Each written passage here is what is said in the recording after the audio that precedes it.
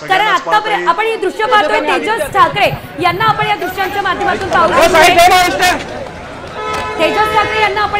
माध्यमातून पाहतोय वरई डोम परिसरामध्ये तेजस ठाकरे आणि त्यांच्यासोबत आपण जर पाहिलं तर दुसऱ्या वाहनामध्ये आदित्य ठाकरे, लक्ष्मी ठाकरे आणि उद्धव ठाकरे आपल्याला बघायला मिळत आहे।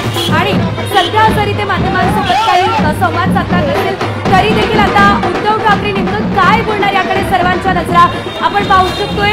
उद्धव ठाकरे यांच्या चेहऱ्यावर सुद्धा एक आनंद जो आहे तो आपल्याला बघायला मिळतोय, त्यांचे हावभाव आपल्याला बघायला मिळत आहे। महत्त्वाचं म्हणजे याच ठिकाणी राज ठाकरे यांची वॅनिटी व्हॅन सुद्धा उभी आहे, ज्या ठिकाणी हे दोघेही मेळाव्याच्या आधी संवाद साधतील असं सांगितलं जात होतं। मात्र अद्याप राज ठाकरे या ठिकाणी पोहोचलेले नाहीये।